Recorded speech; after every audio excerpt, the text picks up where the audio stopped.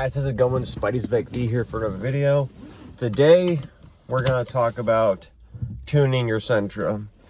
So you've maybe watched this video on the ultimate guide to the aftermarket for the B16 SpecV, or you watched this video on the top 5 mods for the SpecV. You got yourself an intake, you've got yourself an exhaust, maybe you did the knock sensor mod and you're taking it off.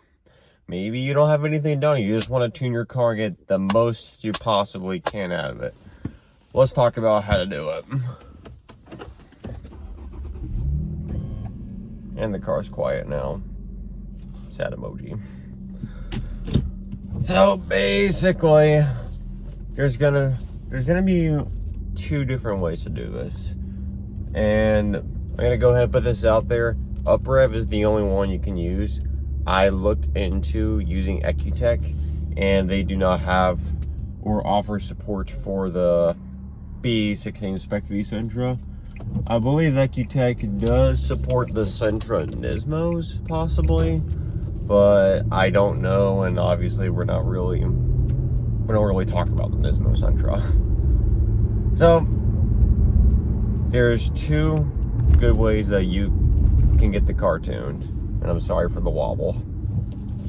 The first way is if you happen to live near Uprev's facility, and I believe Texas is where they're situated, you can go there, get a tune, and you don't have to watch this video, more than likely anyways. Just set aside maybe $1,000 to get everything done. Now the other way you can do it, and this is the way I did it, is I purchased a used tuner cable off of someone that just didn't want their Uprev cable anymore. I bought mine for maybe, I believe, like $150. Now I cannot say that that's what used ones go for. That's just how much I got mine for, and I'm pretty positive they go for more than that on Uprev's website. So you're gonna buy a tuner cable, either used or new. If you buy it new, I believe it's already going to have a license on it. And the license is extremely important to tuning. It took me a while to understand why you would need one, and that's what I'm going to try to explain here. So if you buy the cable brand new from Uprev, it's going to come with a license on it. At least I'm pretty sure it will. If you do it the way I did it, you're not going to get a license on it.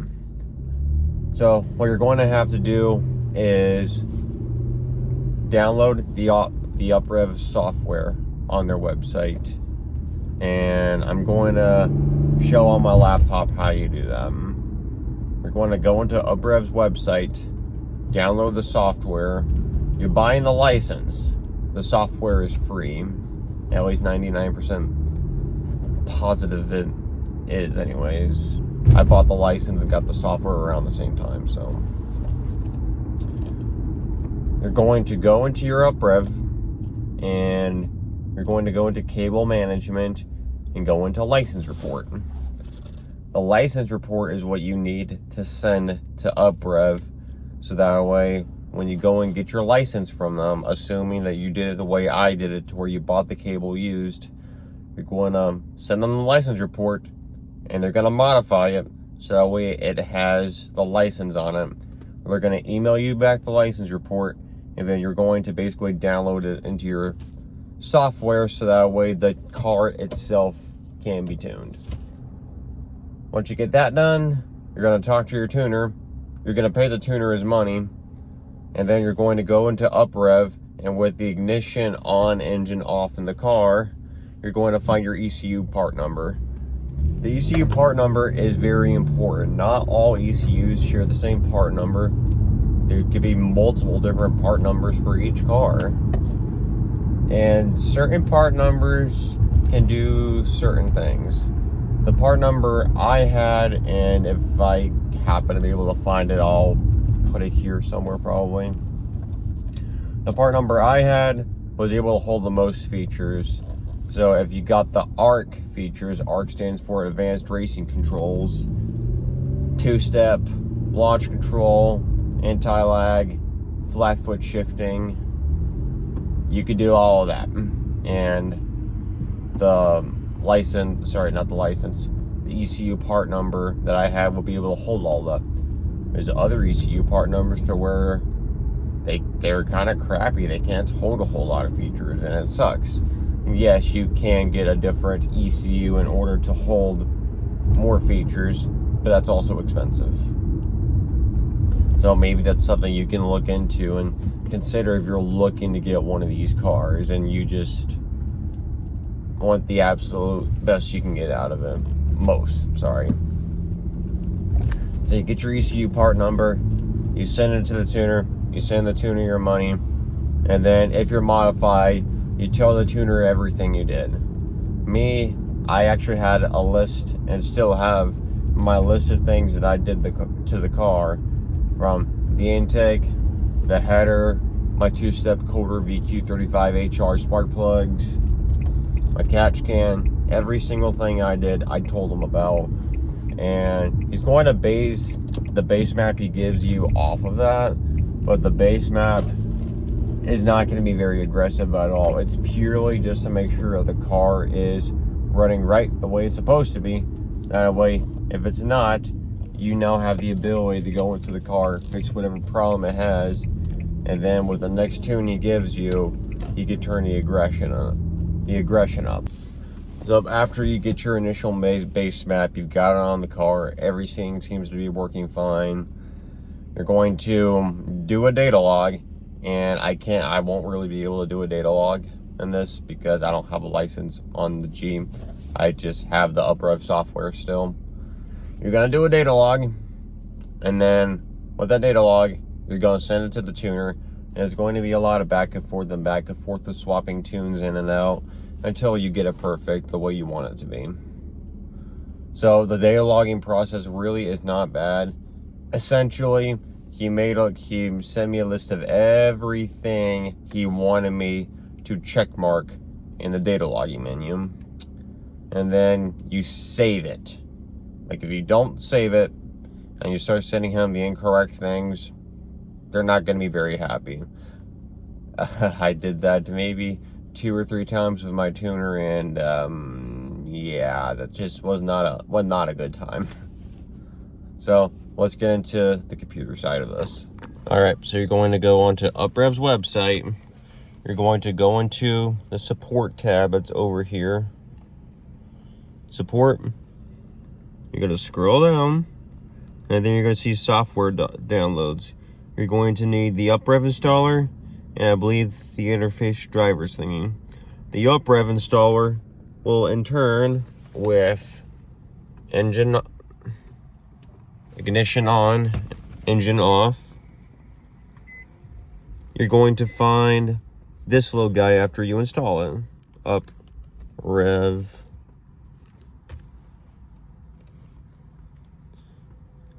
software updater. Always update the software before you ever attempt any kind of tuning. Just make sure the software is updated. That's always best thing to do. Ignore how fucking dirty my hands are. Hashtag mechanic life. So now let's go into the Uprev installer. You know, when it decides I want to work.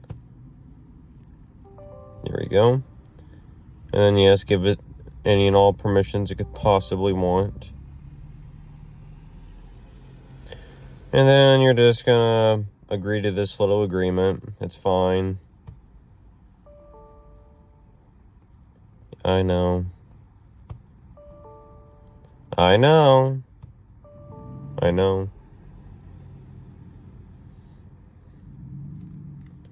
And this is the screen it'll be bringing you to. Uprev Tuning Suite installation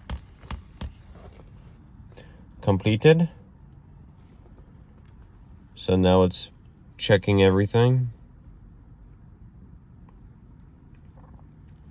So now when you go onto the site, you're going to see 2 different types of cables. One cable is basically you just need the cable, and the other cable is for the cable and then the tune. But even if you buy a tune, you still have to buy the license. The license is purchased separately. Now, let's see if this wants to work. I just haven't gotten to use this thing. as of recently, so I kind of forget how to launch it at times. Okay. There we go. Fuck you! Pardon my French.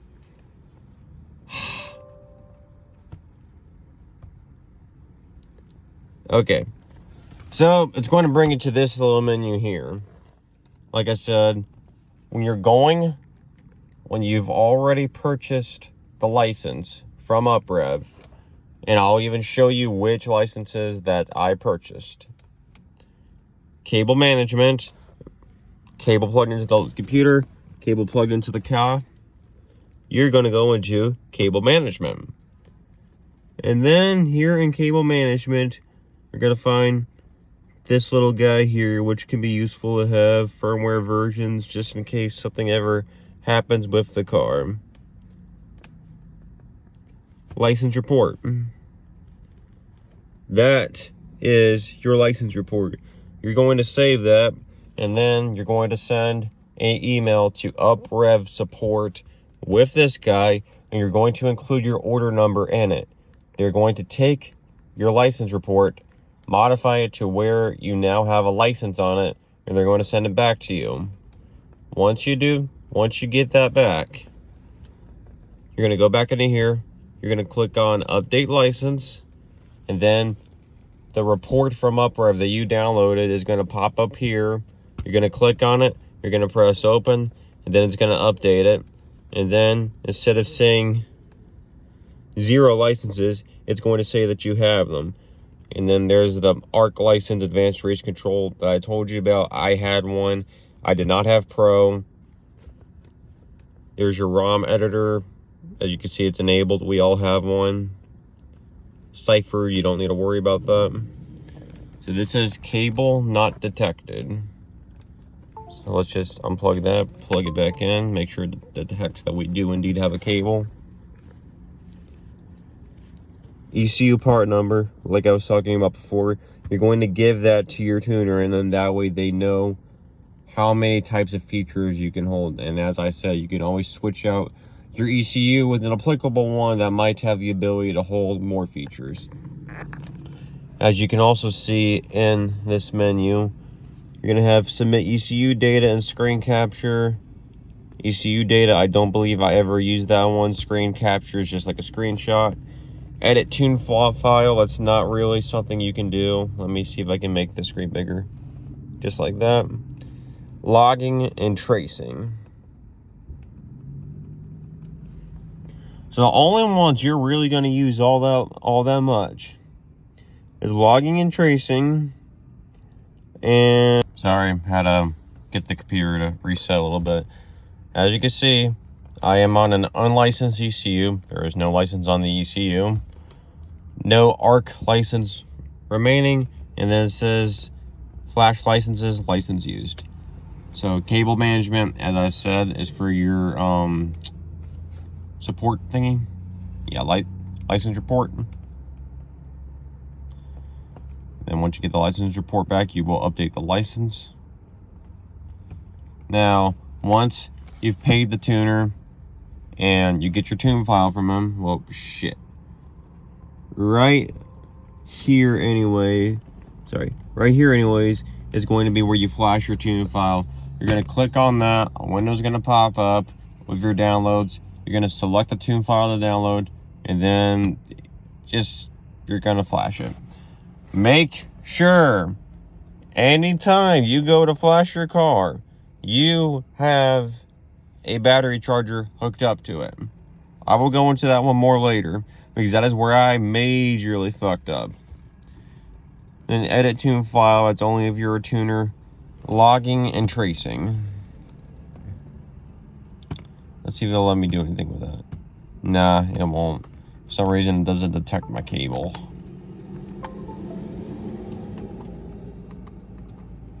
I don't know why it doesn't, but... See, tune transfer, refresh the cable. These are all things that I never really used, so I don't really know what to tell you in regards to them. Alright, logging and tracing. Well, shit. Logging and tracing. Let's open up this window. Basically, you're going to go into File. Sorry, you're going to go into Schemes. And then, when you go into Load a Scheme, I believe it is, you're going to get a list of all these different things. Everything check marked is what my tuner Bobby wanted me to check mark so that way he could see what it was doing. Once you've checked mark everything, you're going to go back into here, and then you're going to save it. And then you're going to label it as something. This red button right here, when you press it, it will start logging. And then it's going to turn green. Once you are done with your log, you're going to press the green button and it's going to turn red again. It's really, really simple. So you're going to have things like battery voltage, coolant temperature, cylinder intake filling up efficiency. You want it to be efficient when it's filling up. Then you're going to have other things like external sensors you don't really need to worry about. File, you really don't need to worry about that either, as far as I can remember. So, now from the actual Uprev website side of things. Let us go back to the store, tuning systems. Oh, I have no internet. Lovely. Here is the Uprev store. So you see all these tuner cables. I purchased the reflash license here and the arc license. The reflash license is if, like I said, you're like me, you bought the cable secondhand, you don't have a license, you buy that so that way you can use the cable to tune. The arc license is advanced racing features, as I just specified. And if you want those features, you have to buy that license. No getting around it. $400 total for that. Plus the almost $400 I pay the tuner, I believe. Plus what I spent on the cable. So it's not the cheapest thing in the world, but it's like a car. Once you have it, it's not that expensive afterwards. So when I talked about putting the charger on the battery, that was for a damn good reason. So the first time when I was flashing my base map, the flash itself only took about 30 seconds. It wasn't that long, but the tuner also didn't do very many special things for the reasons that I just specified. Now, my second reflash came, and it was a bit more aggressive than it was before, but it also had the advanced racing features on it. For the love of God and everything holy, slap that car onto a battery charger and make sure your laptop is fully charged. What's going to happen is if the car's battery dies, you can risk bricking the ECU, and you're probably going to need a new ECU, unless I believe Upware has a program to where you can send them your ECU and they can finish the tune, or they can just unbrick it. I'm not sure how that works, but I think I've heard of that. I believe Ecutech does a similar thing also. And if your computer dies, which is what mine did, your ECU will be partially flashed, and then your car might crank, but not actually start the way mine did. And then you're going to be asking your tuner what the fuck is going on and what all you can do. And it's straight up not a good time. Especially if you did it at your buddy's house like I did. And then you have to explain to your mom that your car needs to be towed. Oh yeah, not fun. So, I had to put a new battery in the car. And then all was jolly from there. What I had to do in that type of situation, I hope to God you don't get into that situation, but in the off chance that you do, I emailed Uprev support and I explained exactly what I did. Tell them exactly what you did. Do not lie. Do not sugarcoat it, because the more honest you are with Uprev, the easier it'll be for them to help you. So I told them what I did, and then they asked me to get some sort of report from the car. It wasn't the license report. I guess it was like the ECU's tune file or something. I don't really remember. I had to send it to them. They confirmed, yeah, the ECU's partially flashed. For goodwill, they were really nice when they did this. They sent me one new license, And then I just sent them back a license report. They sent it back. I updated the license report, and that was that. And after that, I was able to flash the car successfully afterwards. So for me, with the advanced racing features like the launch control and such, for launch control, at least the way it was set up for me, I pushed the clutch all the way in, and then you push the gas all the way in, and then you go up on the cruise control button to raise the RPM limiter, and you push down on the cruise control button to push the RPM limiter down.